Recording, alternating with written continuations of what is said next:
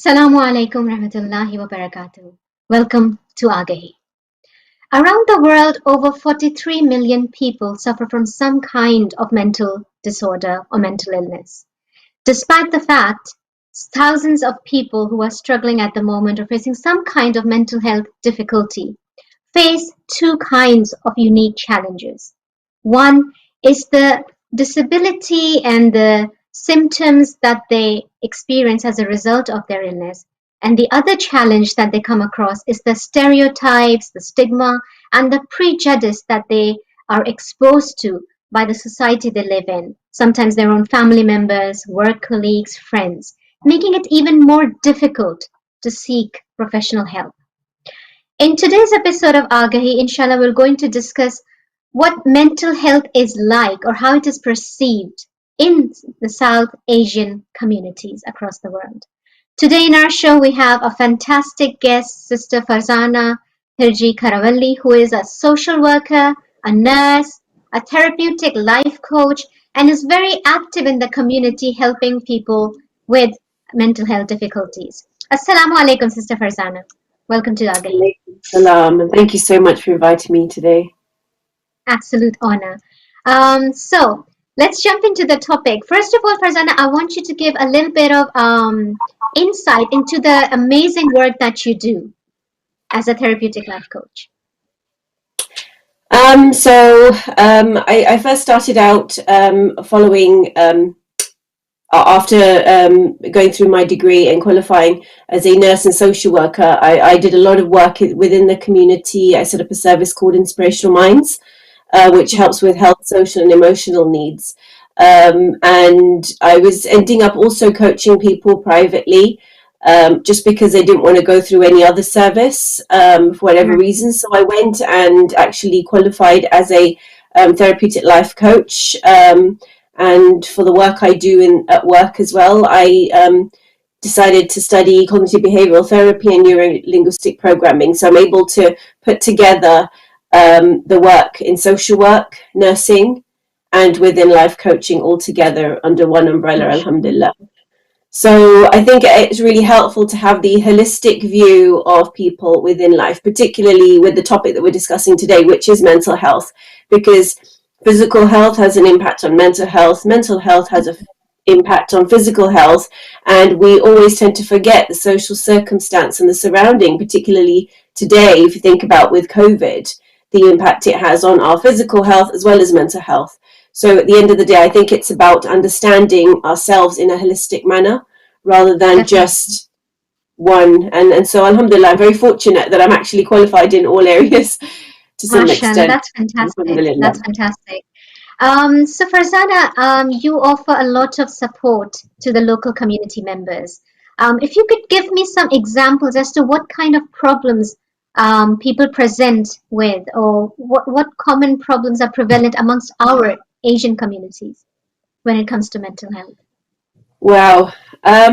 Like I said, because of social impact, we see mental health in terms of family relationships, whether that is people that just the general family dynamics with in-laws and whatever it may be, or extended family even, where there are issues in the dynamics that haven't been handled at the very early stage, like we're told in Islam to keep sila rahim.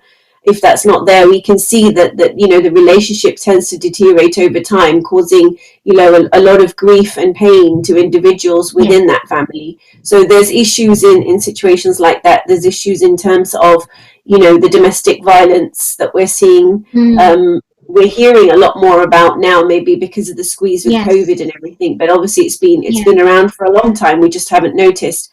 So the impact it has on children's mental health, the impact it has on the victim's mental health, and also to some extent, we don't always realize if a perpetrator has realized their mistakes, there is an impact on their own mental health. So there's that avenue. There's also the social issues that we're experiencing at the moment in terms of COVID and grief. There's a lot of issues around grief and managing grief, particularly when we don't have the support structure at the moment. There's a lot of issues in relation to youth as well. And particularly, I mean, I can speak about the South Asian community because that's the Yes. community that I'm part of. I know we have a lot of different listeners here, but particularly in the South Asian community, the issues around you know, the different generations and how mental health has been perceived. And I think Yeah. maybe we can go into that a bit later on, hence the topic. So there's a lot of different areas of mental health that I'm trying to, you know, branch out to support where I can. Right. Alhamdulillah. Um, you know, there are a few things that are quite common when you look at the South Asian communities. There are certain disorders that are more prevalent, certain issues that are more prevalent. But when it comes to seeking professional help or going to, say, for example, a therapeutic life coach, um, or a cognitive behavior therapist, most people are not even aware that things like these exist, or we can go to someone who is experienced in this field, because we have a lot of misconception around this, that, oh, you know what, what's the point in going to a therapist? They're just going to sit there and listen to what we have to say. We've got enough people in our family to do that. So if you could clarify that, please, for our viewers. I think that is the issue at the moment, though, the fact that we don't actually have people in the family to talk to. And that goes back to the different generations that you know, have grown up in different ways.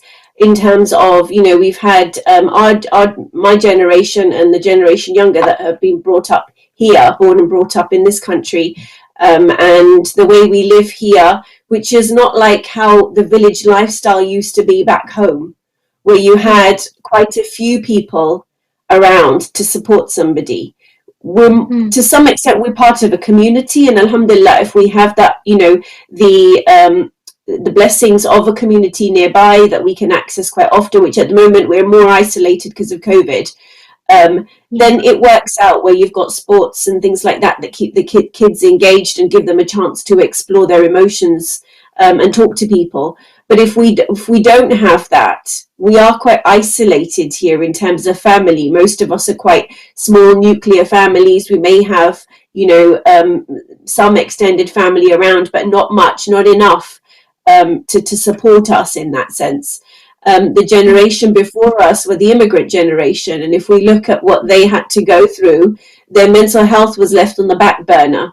A lot of Mm. issues that we see in the immigrant generation within their mental health is usually around retirement or after retirement, when they've started to let go, and you know, they look at themselves, and you know, there's a lot of emotion there that they've never tapped into, and it kind of Yes. just comes out at that point. Or they don't know what to do with themselves because they've always worked so hard. They don't understand the meaning of slowing down, how to slow down, what's their worth, what are their values. All of those things, you know, have been looked at through the work life and trying to survive. So their Mm. kind of remit was to make sure that they survive. They prepare Yes. the best environment for their children and their families to thrive in, but they neglected themselves within that, and they neglected their own mental health to some extent. And the generation before that that were living back home, they were within a village environment. That if something Mm. happened within the family, or somebody was unwell physically or Yeah. mentally, it was handled between everyone within that village environment, as it were, or the extended family. You had khalas and masas and chachas and Yeah. all of them. They were all around, and people were outside. The children were outside playing in the garden and playing in the fields and wherever else, you know, and they were getting a lot of grounding with nature. We're missing that out here Mm. as well. So there's a big difference over the three generations. And to some Absolutely. extent, we're seeing a lot more mental health issues in Mm. the current generation that are growing at the moment, and particularly now during COVID and the lack of social interaction. I think the youth is now becoming more and more aware of how to look after their mental health and what psychological well-being is all about.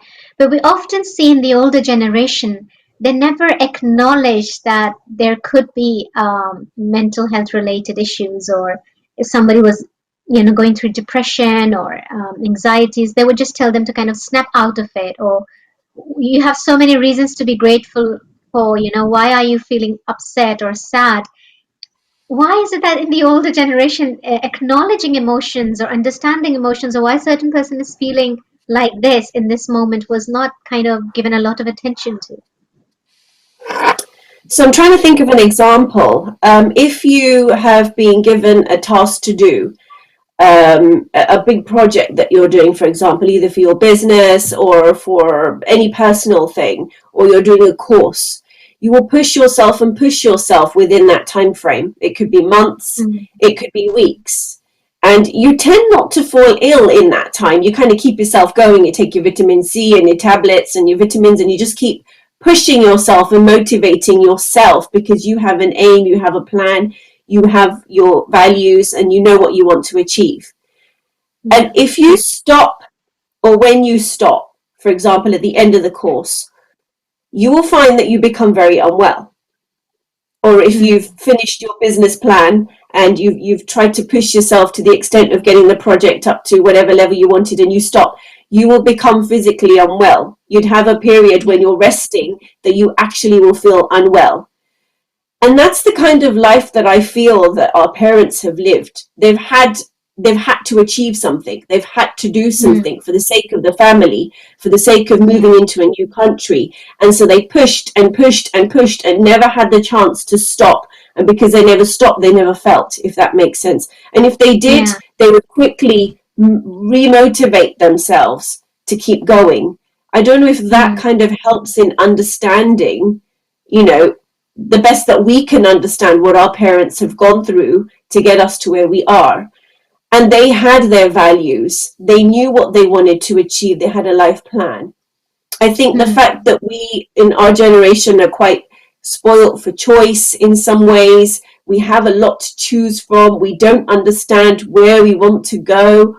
All of that adds to the fact that it becomes more stressful. We have too many options, whereas our yeah. parents didn't have options. And choice as Mm, well can become a sense of stress, as you know, with children.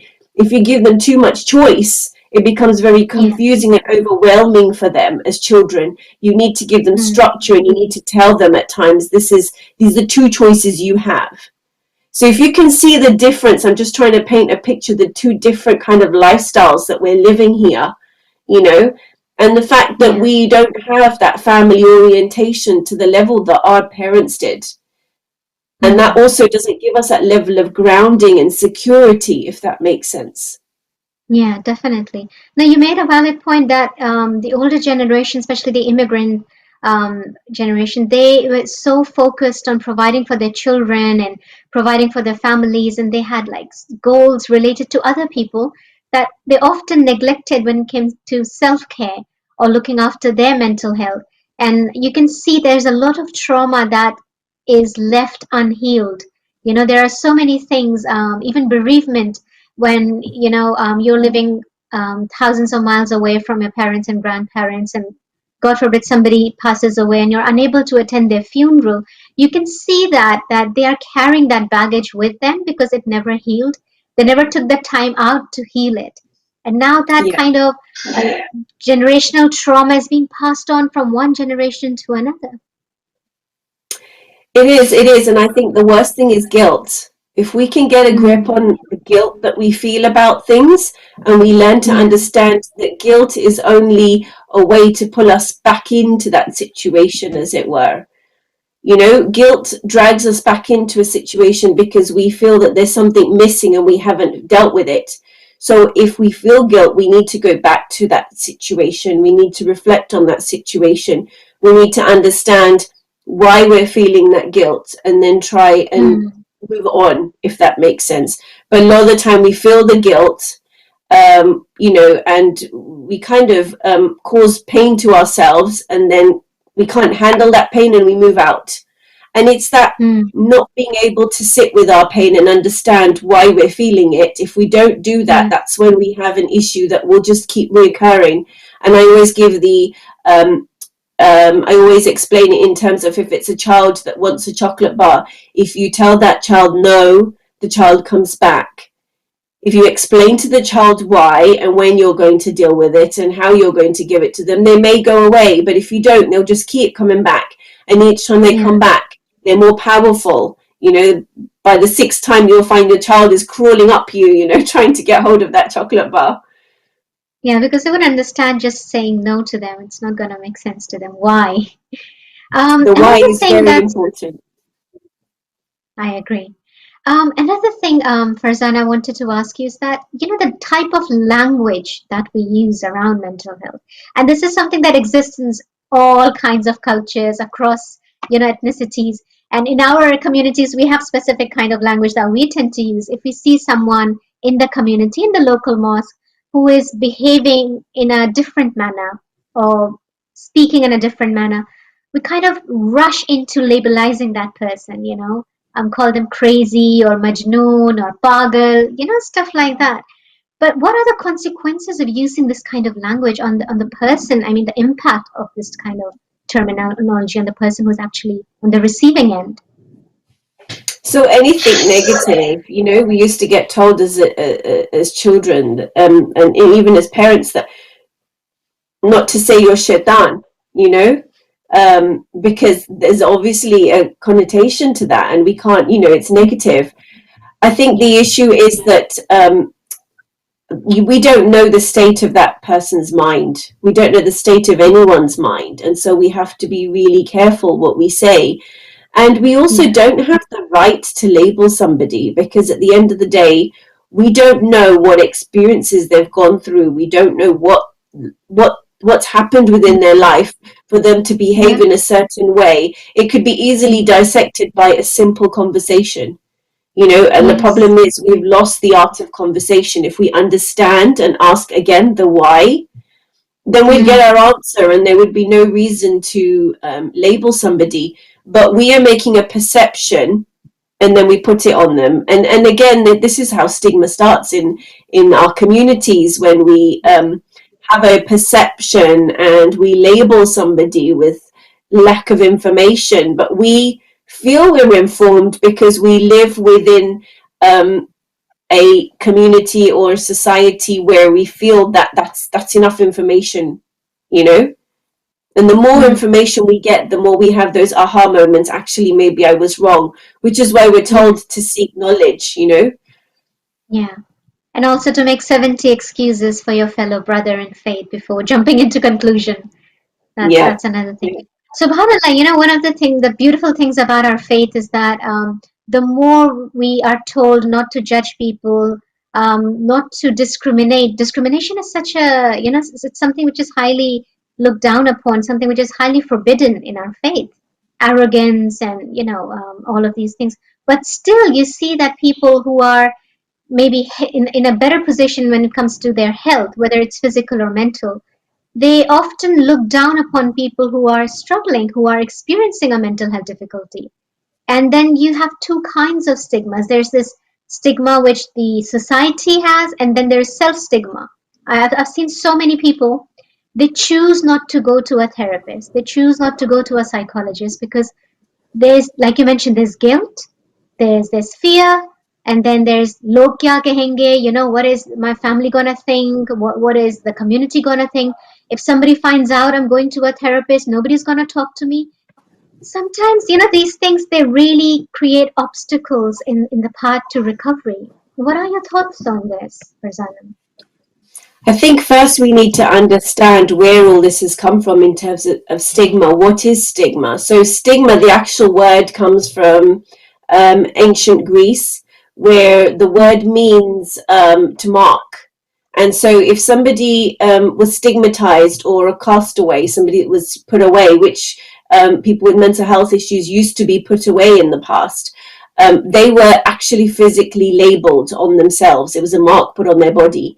Now, although we don't label people on their bodies, we do label them still. We label them in Mm. groups. We don't just make a perception ourselves, but we discuss that with somebody else and have a group perception.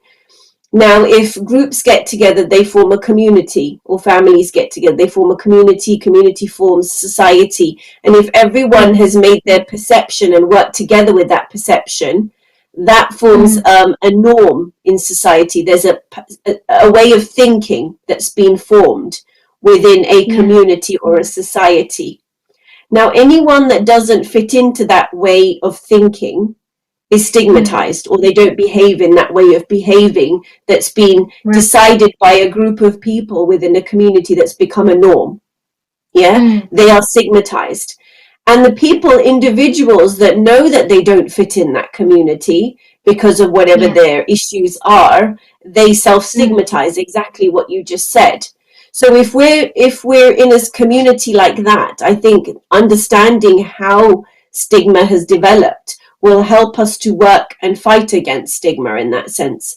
And the simple fact is that we need to educate our community. We need to stop Definitely. worrying about taboo topics and actually Hmm. start having conversations about them, Yes. from the pulpit, from the member, Yeah. from Juma khutbas in any way possible, so that people are in the know. And then people will not look down on others, because to some extent we are all equal, and this Hmm. hierarchy is formed because of the dynamics of the community and stigma and different elements such as that. And I think there are few sheikhs in the community who are addressing mental health from the pulpit, like you said. But it's something that every single scholar must kind of take into account, even if they spend a couple of minutes from the pulpit in just educating the audience that discrimination is something which is not permissible in our faith, and how stigma can lead to discrimination. Therefore, end the stigma. Allah tests people through health as well. So when we say health, it's not just physical health but also mental health. So if Mental some health. this reminds me of a very good phrase that I read somewhere, that when you come across someone with depression and you tell them to snap out of it, and why are you depressed? You've got everything, you've got a good house to live in, etc. You wouldn't tell someone who is suffering from asthma, why aren't you breathing? There's enough air. So Yeah. I think we need to change our mindsets, and like you said, educating ourselves and the communities is key. So yeah, I agreed. think you also, from what you mentioned, it comes to mind that at the moment, particularly with COVID, it's not just the physical health impacts. Like I said, it's a social situation. So people have unfortunately lost their jobs, or have had to reduce their contracts, or have closed their shops for a period of time. And so their income is less. There's a lot more stress in the household. Are families communicating that with their children, that at the moment time is difficult? What are the conversations that are happening? This is a great time to start these conversations. And when you share with somebody, even if it's sharing with your children, that look, mum's under a lot of stress or dad's under a lot of stress at the moment, already you've taken some level of burden off. If we look at mental health and the stresses that we have as a balloon, there's only so Yeah. much stress that we can capture within us, or within this balloon, each time we Hmm. sigh and we feel, I can't cope. That's like a Yeah. breath into the balloon. This balloon will burst at some point. So if we share Definitely. within the family, that sigh of relief is become a sigh of relief, as opposed to a sigh of pain that's blown into the balloon. So you've got less impact in this balloon within you. Does that kind of make sense? So Hmm. you're able to remove some of that and leak some of that stress out, and you feel a lot better just by having conversations with your family, with your children, and explaining to them what the situation is, so um, they don't have a perception, they don't have a kind of, they don't expect from you to that Yeah. extent. Yeah. Yeah, communication is definitely important, and I think interaction is becoming less and less, with everything that's around us, gadgets and use of phones and computer. I think human interaction has been reduced to literally nothing now. And on top of that, I've seen this, that a lot of teenagers, especially young people who are in university or going through their GCSE or A levels examinations, they're under a lot of stress, a lot of pressure, but sometimes, unfortunately, parents don't understand what the child is going through. So when they show symptoms of anxieties, they are kind of told off, like you're not praying hard enough, or if you focused on your salah and dua, you wouldn't be feeling like this. And You've got everything. We give you everything. Why are you upset? Why are you feeling depressed? So yeah, it's something that I think both the younger generation as well as the older generation needs to kind of And understand. I think something people need to understand in terms of anxiety, particularly at the moment with, I know my son's going through his A levels at the moment. He doesn't know where he's going, what results he'll get, Mm, what's going to happen. But I think what we need to understand in terms of anxiety is the same hormones released as excitement. So excitement right. makes you feel the adrenaline is a Mm, force to make you feel positive and yeah. walk towards something. It motivates you. Whereas Mm, anxiety is the same adrenaline, but what it's doing is it's keeping you safe. So it's holding you back and protecting you. Now, we don't tell a child, why are you overexcited, yeah. about your future. We tell them, why are you anxious? But it's the same Mm, hormones that are at play. It's just the way God has put it within us to hold us back, protect us, give us time for reflection. And if we understand that, then we wouldn't question why the anxiety. Instead, we will sit down and have, again, the conversation that needs to be had. yes, definitely. Um, Another thing I wanted to ask you, Farzana, was, in the previous generation, um, when we try to have this conversation with people who came in this country, say, for example, 50 years ago or 60 years ago, and they would often turn around and say that, oh, we never had these problems. Although the problems must have existed, definitely, maybe they didn't acknowledge it, or maybe it wasn't diagnosed. That's another problem. It's often illnesses and disorders, they're not diagnosed at the right time.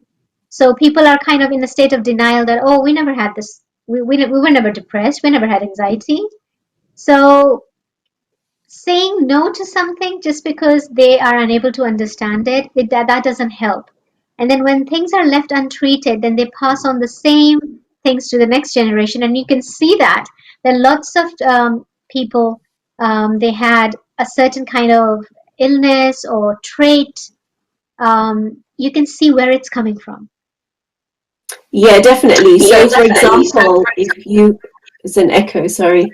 For example, if there was somebody 3 generations back, the grandparents, great grandparents, that for whatever reason had to struggle out on their own. Maybe a family member died, a parent died, and they had to make their life work. They would be Mm, of the mindset of hard work and no rest. yeah. They would Mm, pass that down to the next generation, the immigrant generation that comes here, which already know that they've got hard work and no rest. But in addition, they've got their parents' hard, way of living of hard work and no rest. So they're really working hard. They're saving all their money. They're making sure that they, don't spend wherever, look at saving money, things like that. Those habits yeah. then get passed down to the next generation. So even though Definitely. in that generation there is no stress and they actually don't have an issue with spending, but they won't spend because that's the way they've lived, that's the way their life is. Does Yeah. that make Yeah. sense?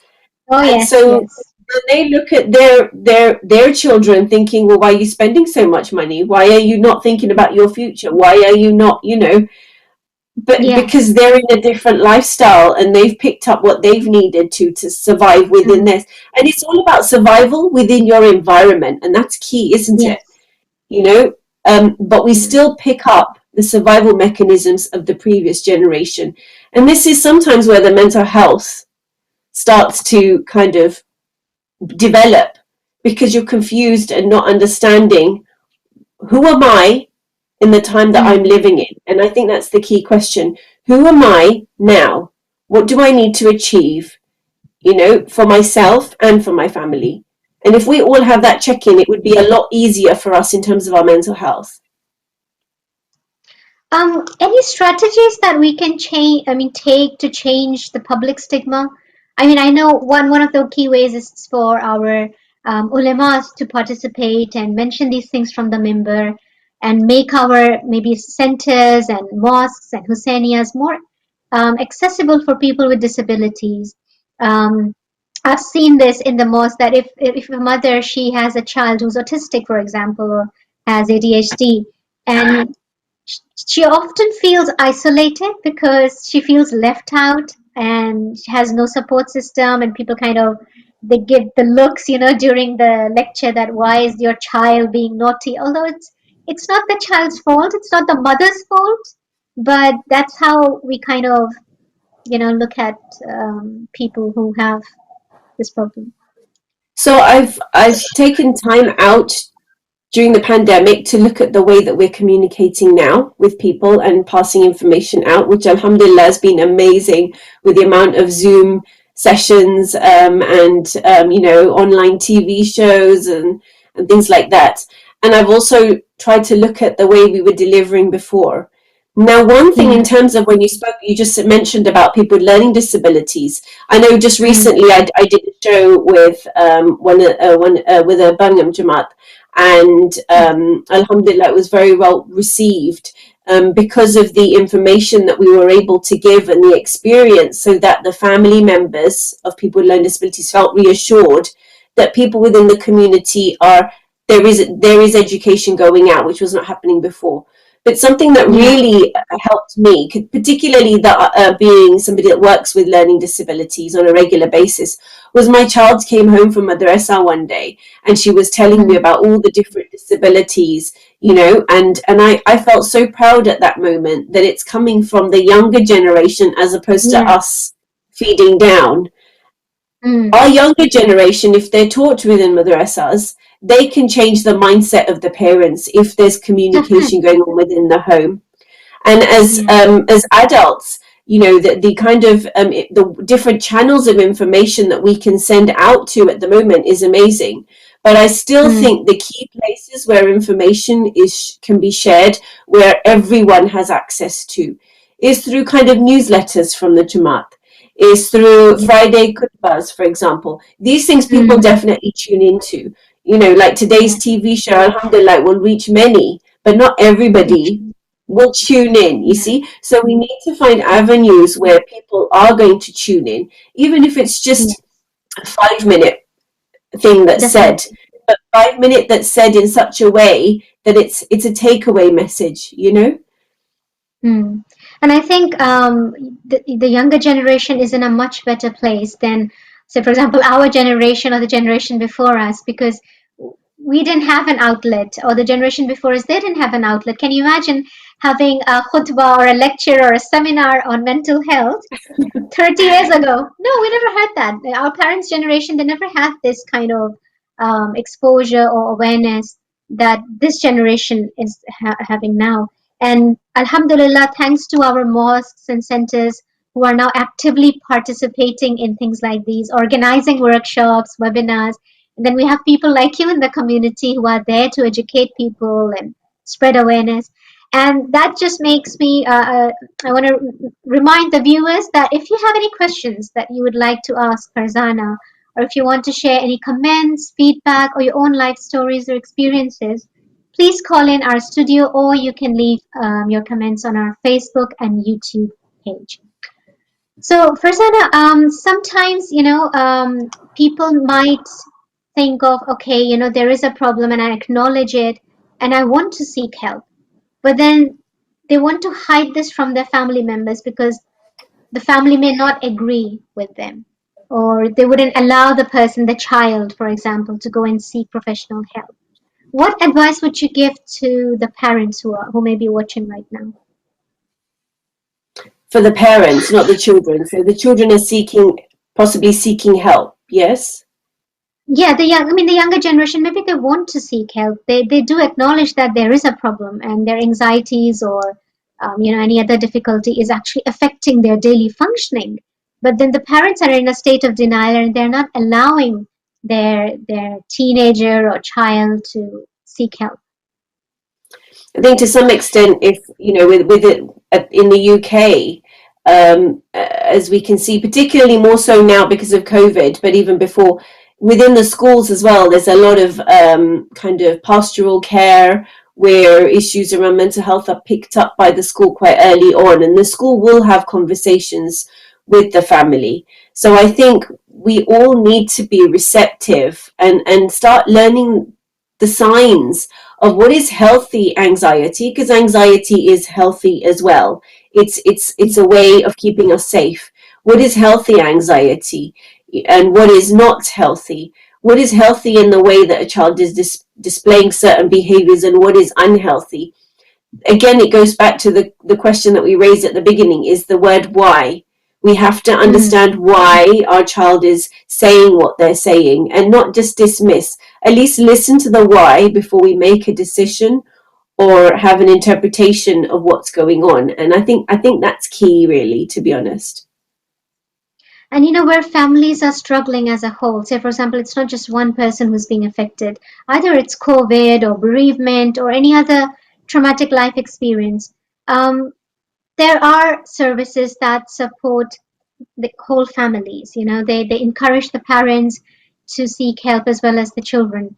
But we often see that because of one person, the whole family is struggling or is being affected, and everybody is going to seek help, or they're going for therapeutic sessions. But the actual individual in the family who is the root cause of the problem, who is causing the stress or or maybe in cases of domestic abuse, that one individual is in a state of denial, and because of that one individual, everybody else is going through a difficult time. What can people do in this case? So this is where my coaching has come in. So obviously I've had different elements to the work that I do, and my coaching comes in situations like this more so at the moment than it ever has done. What I end up doing is working with individuals individually initially within that family. So not the person that's refusing to access the support, but speaking with individuals in the family first separately to get an understanding of how it's impacted them, and what Yeah. their issue is, and build them up through, if I've got Mm, courses that are running or anything like that, build them up in their understanding of themselves. Because I think what we tend to do is we have a lot of codependency within families, and we interrelate with mm, each other a lot.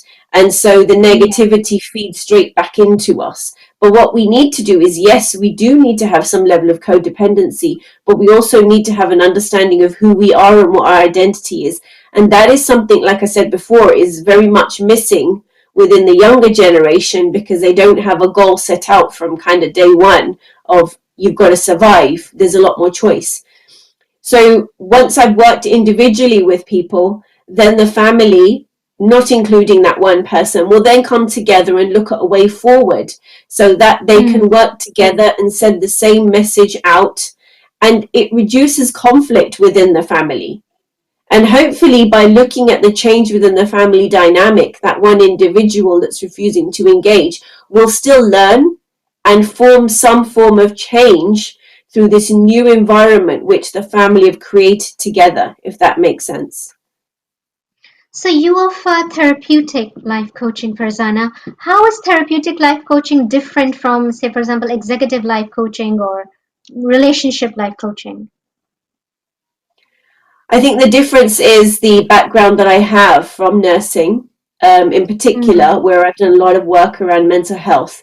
The behavior therapies, in terms of cognitive behavior therapies, I mean, there's many other behavior therapies as well that I've also studied. And the understanding of spectrum disorders such as autism, mm, all of these help me to have to some extent, although I'm not a class as a clinician, but to have at least a clinical understanding of different mindsets, different ways that people think, and how that affects their functioning, whether that's within a work environment, whether it's within a home environment. So it's a lot yeah. deeper in terms of, it's not just coaching. It goes a lot deeper into understanding. I mean, I also have a background in health in terms of my nursing, so anatomy, physiology, understanding, issues within nutrition, within vitamins, within hormones, all those kind of things is something that I've covered within my training. So that Mm, all that information together will help me to understand that somebody's not eating well, and that's why yeah. they're suffering from low mood or having issues. Somebody is not they've got issues within their menstrual cycle or things like that. So clearly I can see that they need to go and have a blood test done. And so I'm able to work with other professionals as well and ask that person to come to me, why don't you go and have a blood test first, come back within 2 weeks, and we can then take it from there. So we have a better understanding of what's going on with you, and then we can know where to work. Because there's no point working with somebody when it's a physiological issue as opposed to a mental health issue. As we said before, health has an impact on the mental health. And if we're going to work so heavily on the mental health and not deal with the root cause, which is the physical health, we could be having people could be in counseling for long periods of time trying to deal with something that, you need to look at the system holistically, a person very holistically. I hope that answers your question. Definitely does. And I like the holistic approach because often, sometimes people approach one professional and they feel their needs are not being met. I often hear from people that a, a counselor or a psychotherapist who does not understand our culture or faith, I'm unable to express myself, unable to explain myself. But when it comes to professionals who belong to the same faith background, same culture as you do, then things become quite easy when it comes to communication and understanding and making points across. Thank you so much, Farzana, for all the Thank insightful you. information that you shared with us. Any final message you would like to give to our viewers? On the note that you just mentioned about communication, sorry, not communication, I was hearing an echo there. So you were just mentioning about accessing services in the community. Yes. If we look at things like talking therapies, IAPT, for example, within the community at the moment, outside community, there are a lot of cultural specific services being delivered now as well. I know just in Harrow, we've got somebody from the Somali community providing therapy. We've got somebody from the Pakistani community, Indian community. So we now have that representation that we never had within our local services as well in most areas. Obviously here, in Harrow, it's quite a multicultural environment. So it doesn't mean that, I can't access outside services because they won't understand. You never know, you may be able to request somebody from a cultured background that has an understanding of what you're going through. And inshallah, that will still be able to help if you don't have local services. But we have services such as Inspirational Minds in London. And I know there's a service called Nasiha in Canada. So, there are many services through the community. All right, thank you so much, Farzana. We have run out of time now. Inshallah, next Saturday with another topic and another brilliant guest. Stay tuned. Salamu alaikum.